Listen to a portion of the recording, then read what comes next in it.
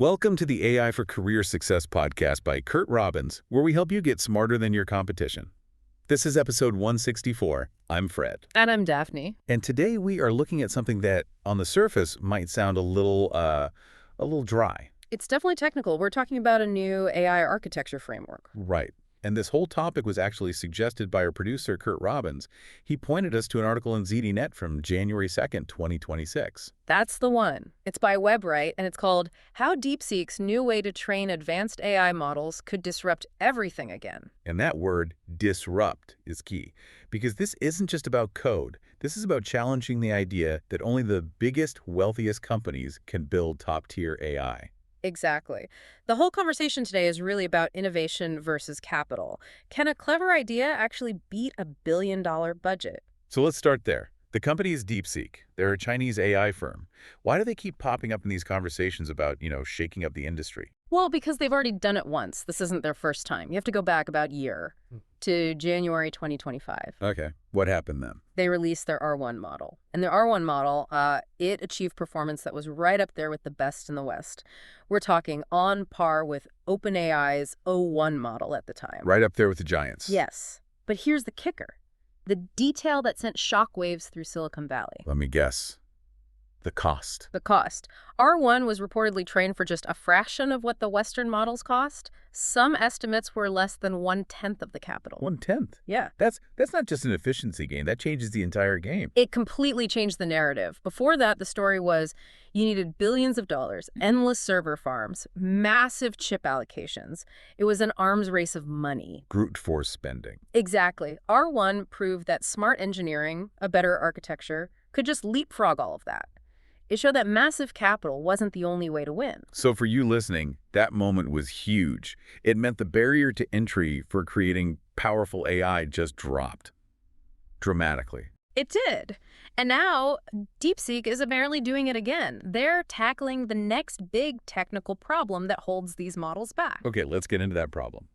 Because to understand the solution, we have to understand the hurdle. What's stopping everyone from just building bigger and bigger models cheaply? It all comes down to something called signal fidelity. Signal fidelity? Yeah, think about these AI models. They're built from layers, right? A neural network is just hundreds or even thousands of layers stacked on top of each other. And the information has to pass through every single layer. Right, but each time it passes through a layer, the signal, the original information, it gets processed, changed, and a little bit degraded. It gets weaker. Okay. Add too many layers, and that original signal gets so faint it basically becomes noise. The model can't learn anything useful. The article used a really great analogy for this, the game of telephone. It's the perfect analogy. You whisper a message to one person, they whisper it to the next, and by the time you get to the 100th person... It's total nonsense. It's completely the message integrity is gone. And that's exactly what happens inside these deep neural networks. They become unstable. So the big challenge is finding that sweet spot, that balance between making a model complex enough to learn, which is called plasticity. Right, plasticity, and keeping it stable enough so it doesn't just forget the original information. Plasticity and stability. It's a constant tug of war.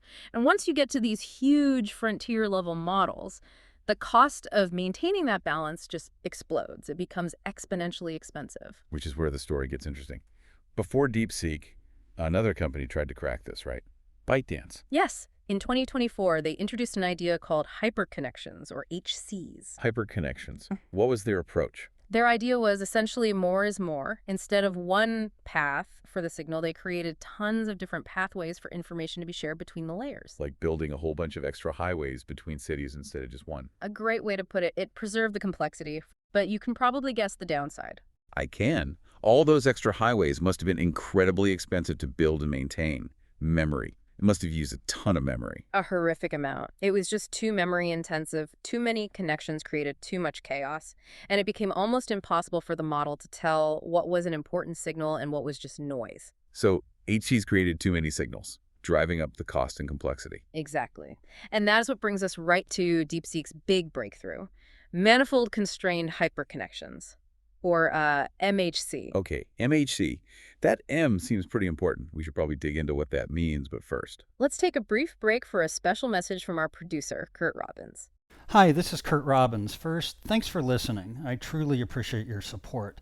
I want to let you know that I'm currently accepting new clients. My rates are affordable, and I have more than 25 years of experience working for enterprise companies like Microsoft, Northrop Grumman, Oracle, PNC Bank, FedEx, USAA, and Wells Fargo, among many others. If you want to improve your IT documentation and communications, hire me. I deliver fast, know how to use AI to improve efficiency and accuracy, and love going the extra mile to satisfy my clients. Thank you for subscribing and listening. Back to you, Daphne and Fred. Welcome back to the AI for Career Success podcast. Okay, so before the break, we laid out the problem. Deep networks lose the signal, and the first fix, hyper-connections, was just too expensive and chaotic. And that brings us to DeepSeek's solution, Manifold-Constrained Hyper-Connections, MHC. So let's unpack that word. Manifold. What does that actually mean here? In simple terms, a manifold is a mathematical structure. Its job is to organize high-dimensional data in a really efficient way.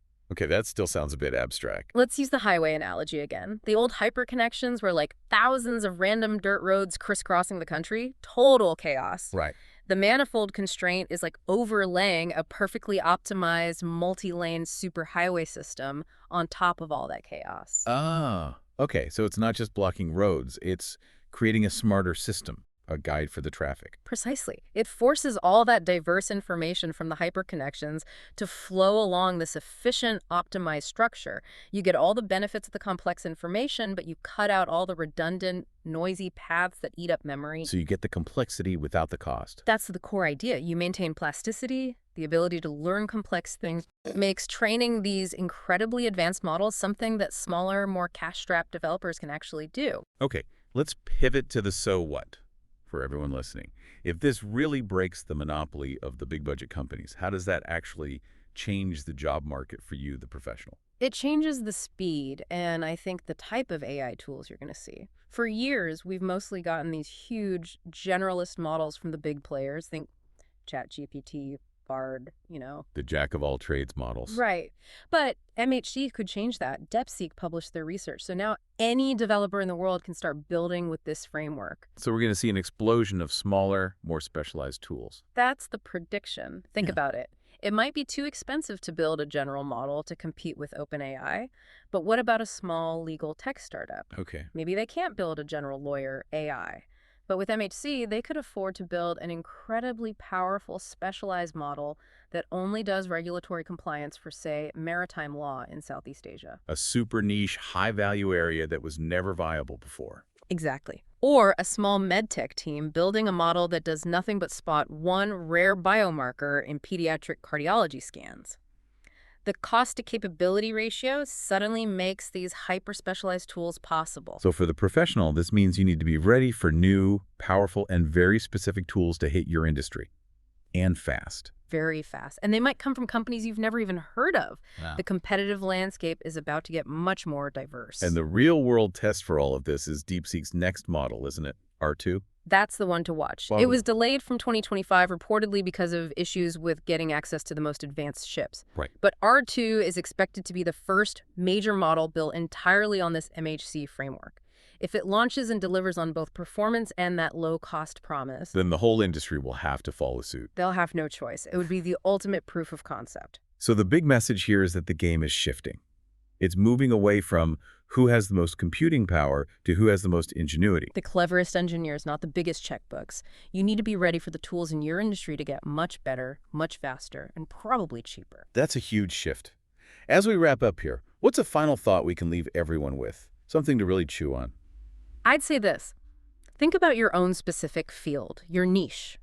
Whether it's law or architecture or a very specific type of finance, now that the cost barrier is dropping, which of those high-barrier, complex fields is going to be the very first to be disrupted by a small team of brilliant engineers who use this to build the perfect specialized AI expert? Where will that first killer app show up? Exactly, because that's where the next wave of change is coming from, and you'll want to be ready for it. Thank you for listening to the AI for Career Success podcast from Curt Robbins, where we help you get smarter than your competition. Remember to like, subscribe, comment, and share. We'll see you next time.